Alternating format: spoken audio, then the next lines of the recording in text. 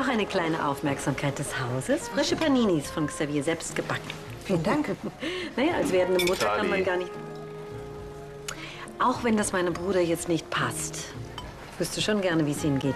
Fantastisch. Danke. Vor allem, weil ich jetzt natürlich wieder zu Hause bin. Ja, das kann ich mir vorstellen. Also wenn ihr noch irgendetwas Sagen braucht... wir Angelo Bescheid. Du hast ja heute wirklich eine unsägliche Laune. Ja, dann sollten wir schnell was dagegen tun. Ich habe eine Überraschung für euch. Mein Gespräch mit dem Architekten hatte natürlich einen ganz besonderen Grund. In ein paar Monaten brauchen wir jede Menge Platz. Für uns beide und für den kleinen Zwerg hier. Und da die Wohnungssituation in Düsseldorf alles andere als einfach ist und ich noch ein hübsches Grundstück am Stadtrand habe, habe ich mir überlegt, dort ein Haus für uns zu bauen. Das ist ja Wahnsinn. Und was habe ich damit zu tun? Ich habe den Architekten beauftragt, eine separate Wohnung für dich zu entwerfen, in die du natürlich auch mit deiner Kanzlei ziehen kannst. Bitte? So kannst du jederzeit bei deinem Kind sein. Ist doch toll, oder? Ja. Und wenn ihr einen Babysitter braucht, dann bin ich natürlich jederzeit zur Stelle. Zum Beispiel. Okay. Jetzt reicht's. Was? Der Deal war der, dass ich euch helfe, ein Kind zu bekommen. Mehr nicht. Und ich bin nicht 24 Stunden für euch verfügbar. Lars, ich verstehe dich nicht. Carlas Vorschlag war doch gut gemeint. Und ich meine, mit Carla und Susanne zusammen zu wohnen, das macht doch mehr Sinn als deine Männer-WG. Wir drei unter einem Dach, das funktioniert doch nie. Und warum denn nicht? Weil ich keine Lust habe, rund um die Uhr den Babysitter zu spielen. Aber es ist doch auch dein Kind. Na, zumindest warst du nicht unbeteiligt. Und es ist doch auch schön, so ein neues Leben heranwachsen zu sehen. Zwischen uns läuft es so gut. Wieso können wir da nicht zusammenziehen? Versteht ihr nicht, dass ich auch noch ein eigenes Leben habe? Lars, jetzt... Nicht jetzt. Natürlich würden wir auf dein Privatleben Rücksicht nehmen. Wie gesagt, du kriegst eine eigene Wohnung. Ja, wo ihr mich jederzeit rausklingeln könnt, wenn das Kind schreit. Weil es zahnt oder irgendwas anderes hat. Ihr macht es euch wirklich einfach. Also wenn man dich so hört, könnte man meinen, du wärst schwanger und nicht ich. Ich sage doch nur, wie es ist. Ist das dein letztes Wort? Ja, und ich wäre froh, wenn wir das Thema jetzt zu den Akten legen könnten. Gut, dann sage ich jetzt auch mal, wie es ist. Ist die Lust am Frühstück vergangen? So war er schon als Kind. Ich muss mich jetzt um die Gäste kümmern. Was sollte das? Ja, vielleicht hast du damit kein Problem. Aber ich kann nicht mit einem Menschen, den ich... Jedenfalls kann ich nicht so tun, als wäre es mir egal. Was soll das? Du weißt ganz genau, dass du mir nicht egal bist. Du bist ein guter Freund. Ich rede hier nicht von freundschaftlichen Gefühlen. Ich habe dir schon 1000-mal gesagt, wie dankbar ich dir dafür bin, dass du dich bei Lisas Entführung so engagiert hast. Ich rede auch nicht von Dankbarkeit. Es war eine schwere Zeit für uns alle und jetzt heißt es back to normal. Ich kann das nicht. Und wenn du ehrlich bist, weißt du genau, dass sich zwischen uns etwas verändert hat. Du machst dir was vor.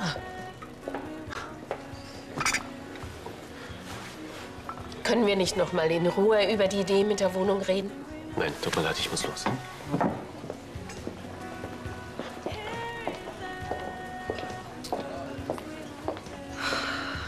Was hat er denn? Keine Ahnung. Meinst du nicht, du hast eine Pause verdient? Ja, du hast ja recht. Den Rest kann mir auch das Personal nachschicken.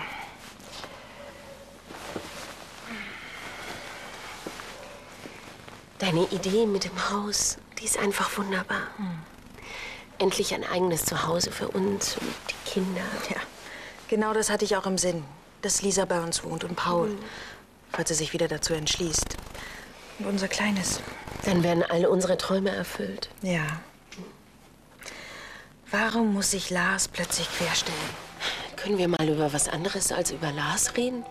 Ich mache mir doch nur Gedanken. Vielleicht habe ich ihn mit meinem Vorschlag wirklich überfordert. Wie meinst du das? Wir engagieren ihn als Samenspender und sehen es als selbstverständlich an, dass er damit klarkommt. Lars weiß ganz genau, wie dankbar wir ihm dafür sind. Dann gerät Lisa in Gefahr. Ich bin nicht da. Lars lässt alles stehen und liegen, weil er sich verantwortlich fühlt. Dass Alex Lisa entführt, das konnte keiner ahnen. Er muss doch denken, dass wir wollen, dass er uns ständig hilft. ich an seiner Stelle wäre auch sauer. Ich bin mir sicher, der Grund für seine Verärgerung ist ein ganz harmloser. Ich bin mir sicher, dass ich ihn verletzt habe. Und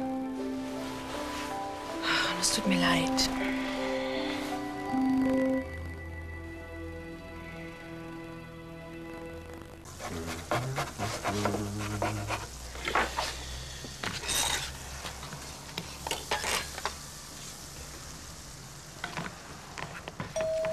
Oh.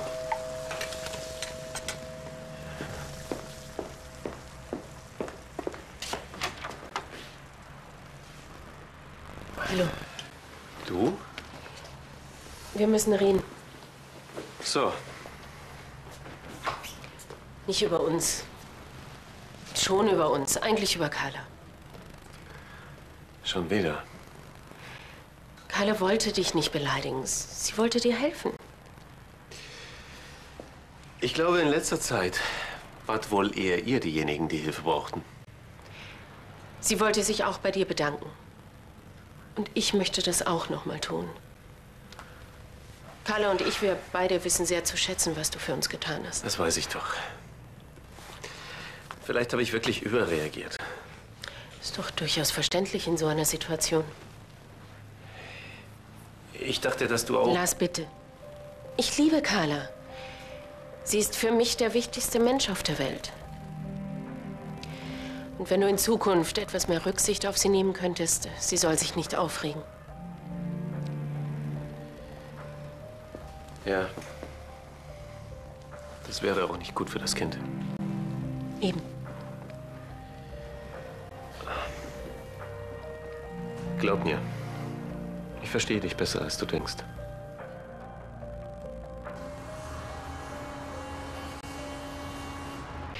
Wir könnten doch erst mal hier wohnen, wenn mein Vater nicht so stur wäre. Ach, ich kann ihn verstehen. Immerhin war es mein Vater, der ihm die Frau ausgespannt hat. Jedes Mal, wenn er mich sieht, wird er daran erinnert. Hast du schon eine Idee, wie unser Haus aussehen soll? Der Architekt wird mir in den nächsten Tagen die ersten Entwürfe vorlegen. Allerdings weiß er noch gar nichts von der Planänderung. Vielleicht könnten wir zusammen einen Termin mit ihm ausmachen. Natürlich erst dann, wenn du dir nicht mehr über Lars den Kopf zerbrichst. Du kannst ja hell sehen. Ich find's gruselig, dass du dauernd an Lars denken musst. Ich glaube, ich sollte noch mal mit ihm reden. Das halte ich für keine gute Idee. Wieso bist du eifersüchtig? Quatsch. Ich will nur, dass es dem Vater unseres Kindes gut geht. Er soll glücklich sein. Ja, und das ist das Beste. Wir lassen ihn in Ruhe. Er hat wirklich sehr viel für uns getan. Da braucht er einfach mal wieder mehr Zeit für sein eigenes Leben. Na gut. Ich will mir auch nichts aufdrängen. Das wollen wir beide nicht.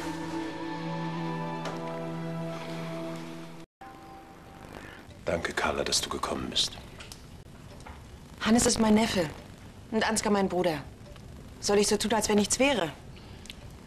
Ich will mir gar nicht vorstellen, wie es Natalie und Ansgar jetzt geht. Sie müssen schreckliche Angst haben. Natalie macht sich mit Sicherheit die schlimmsten Vorwürfe. Ich weiß nicht, wie ich das verkraften würde. Also wenn der Kleine tatsächlich in den Rhein gefallen sein sollte, besteht wohl nur noch wenig Hoffnung. Und? Hat sich schon ein Entführer gemeldet? Wovon redest du, Ansgar? Ja, Hannes ist bestimmt nicht in den Rhein gefallen. Er muss entführt worden sein. Nein, es hat niemand angerufen und auch... Was denn? Kein Brief? Nichts? Nein. Natalie, hör zu. Ich kenne jemanden, der könnte einen privaten Suchtrupp zusammenstellen. Auch mit Heli und Wärmebildkamera und so. Ja, dann ruf ihn an. Schnell, wir dürfen keine Zeit verlieren. Ansgar, Hannes ist seit 24 Stunden verschwunden. Na und? Solange es noch eine Chance gibt, meinen Sohn zu retten, werde ich sie nutzen. Natalie, jetzt versuch dich noch mal genau zu erinnern. Was ist passiert, bevor Hannes verschwunden ist? Er war dieser Kerl, der die Frau verfolgt hat. Sie hatte Angst vor ihm. Ich habe ihm zugerufen, er solle sie in Ruhe lassen, aber er hat sie gepackt. Da habe ich die Bremse am Kinderwagen angezogen und bin ihr zu Hilfe gekommen. Ich weiß genau, ich habe die Bremse angezogen. Das war ein Reflex. Der Kinderwagen kann nicht in den Rhein gerollt sein. Das glauben wir dir doch auch. Irgendwas stimmt nicht mit diesem Pärchen. Was, du meinst, der Streit war fingiert? Was ist denn danach passiert? Der Typ ist abgezogen und ich habe mich um seine Freundin gekümmert. Ohne nach dem Kinderwagen zu sehen. Er stand noch da, das weiß ich ganz genau. Ich habe höchstens 2 Minuten mit ihr gesprochen und plötzlich war er weg. Wäre es vielleicht möglich, dass dieser Mann... Frau von Anstetten.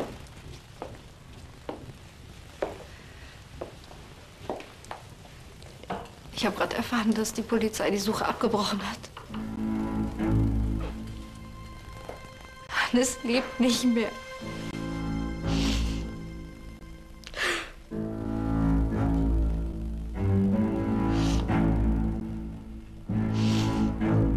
Dass Sie die Suche abbrechen, das heißt doch noch lange nicht, dass Hannes tot ist. Er lebt, ganz sicher. Sonst hätten Sie doch schon längst eine Leiche gefunden. Sie dürfen die Hoffnung jetzt nicht aufgeben, dafür ist es viel zu früh. Was wissen Sie denn schon? Sie haben doch gar keine Kinder. Als Mutter wüssten Sie, wie sich das anfühlt. Wenn einem das einzige Kind genommen wird. Hannes ist tot. Eine Mutter spürt sowas. Er ist tot. Tot.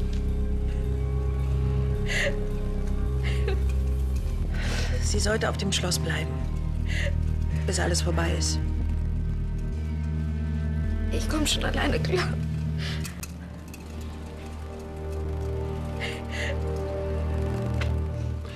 Wenn Sie gestatten, werde ich Ihnen ein Zimmer fertig machen lassen.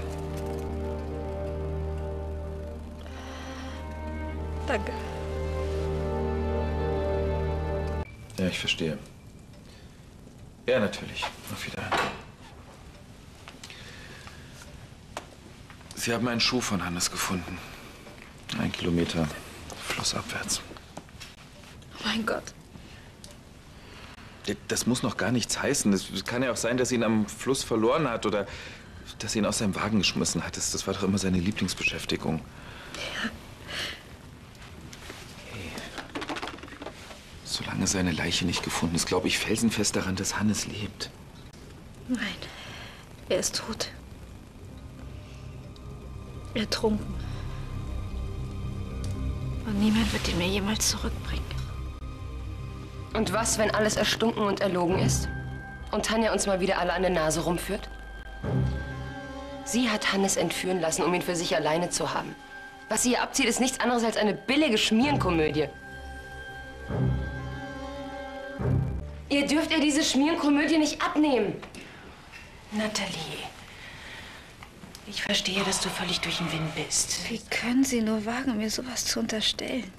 Sie haben Hannes entführt und Sie haben seinen Tod vorgetäuscht, damit niemand Sie verdächtigt. Nathalie, wir können alle Ihre Verzweiflung verstehen, aber meinen Sie nicht, das geht etwas zu weit? Wie kommst du darauf, Nathalie? Weil so ein Kinderwagen sich nicht von alleine bewegt.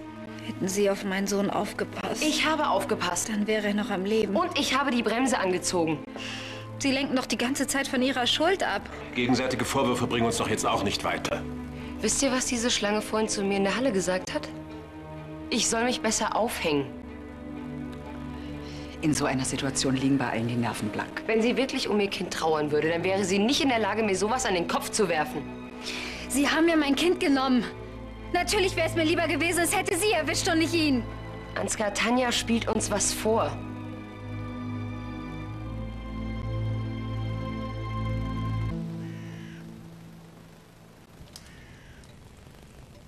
Solange Sie den Jungen nicht gefunden haben,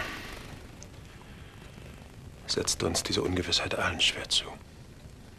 Wieso glaubt ihr einer Frau, von der ihr wisst, dass sie vor keiner Gemeinheit zurückschreckt? Bitte beruhige dich, Nathalie. Erst wenn sie uns sagt, wo sie Hannes versteckt hält. Komm, vielleicht ist es besser, du legst dich jetzt hin. Hm? Ich bin weder müde noch krank. Du bist völlig fertig. Ja, weil ich das Gefühl habe, dass ihr alle auf sie reinfallt. Warum tun Sie mir das an? Tanja hat sich noch nie mit dem geteilten Sorgerecht abgefunden. Sie hat dich deshalb ins Gefängnis gebracht. Hast du das vergessen? Und sie hat gewusst, dass ich mit Hannes beim Arzt war. Sie konnte sich denken, dass ich den Weg am Rhein zurückgehe. Sie konnte alles in aller Ruhe arrangieren, um Hannes zu entführen. Nathalie, wir haben noch vollstes Verständnis für deine Lage. Wieso wehrt ihr euch gegen diese Vorstellung? Das könnte doch sein. Was ist mit dir? Ansgar, Wenigstens du musst mir doch glauben. Jeder trauert auf seine Art. Die eine wünscht der anderen den Tod. Die andere will nicht wahrhaben, was passiert ist. Du glaubst mir nicht? Wir brauchen alle unsere Zeit, um darüber wegzukommen. Auch du, Nathalie. Vielleicht gerade du.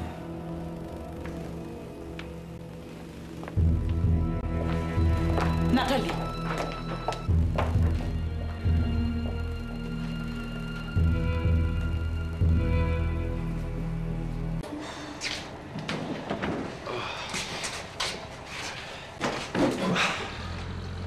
Tschüss, du Pappnase. Nee, der wollte auch noch seinen Job machen. Ja und? Deswegen muss ich ihn ja nicht gleich lieb haben, oder? Also, saubere Arbeit, Jungs. Hier, das habt ihr euch verdient. Danke. Und das für den Hexenschuss, den ihr mir erspart habt. Prost. Prost. Papa? Wow, so habe ich unseren Keller ja noch nie gesehen. Hi. Hi. Hi. Ich wollte das ganze Zeug erstmal loswerden. Da wird sich dieser Trödler aber gefreut haben. Ein paar schöne Stücke waren ja schon dabei. Naja, also ich glaube eher, dass der Mann das Wort freuen aus seinem Wortschatz gestrichen hat. Hauptsache ist, dass er alles abgenommen hat. Unsere alte Kommode hast du auch weggegeben? Wolltest du die etwa haben? Aber du hast vorher die Fotos aus der Schublade genommen, oder? Die Fotos? Oh nein, habe ich nicht. Das tut uns leid, Herr Brandner, wir haben das nicht gewusst. Ach was, hab doch selber nicht dran gedacht. Schade, da waren ein paar schöne Fotos von uns als Kinder dabei. Ja. Die haben Ihnen wahrscheinlich viel bedeutet, oder? Ach, was soll's? Weg ist weg. Da kann man nichts machen.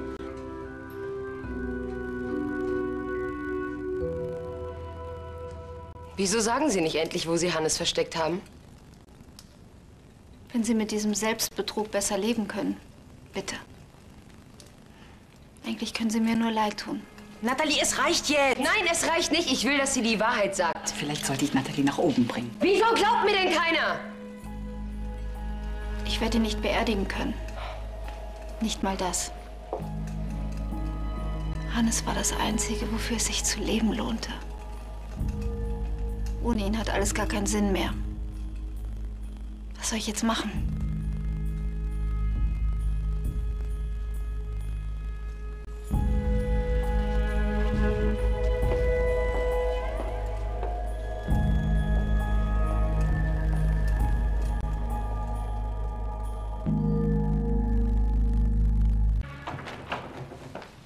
Und?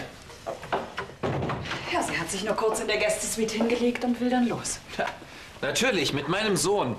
Ansgar, du steigerst dich da in was rein.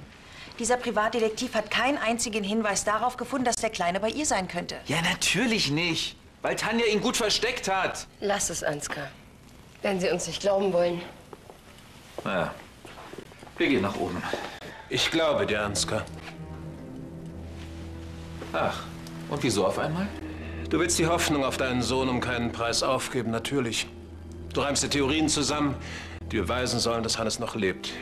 Und das würde meiner Meinung nach jeder Vater tun, der sein Kind liebt. Frau von Anstetten dagegen hat ihr Kind ganz offensichtlich aufgegeben. Jetzt will sie sogar die Stadt verlassen. Und ich frage, welche Mutter würde so etwas tun? Sie würde doch zumindest warten, bis... Ja, bis er gefunden ist. Und wie wollt ihr das beweisen? Jedenfalls sollten wir Frau von Anstetten keine Sekunde mehr aus den Augen lassen.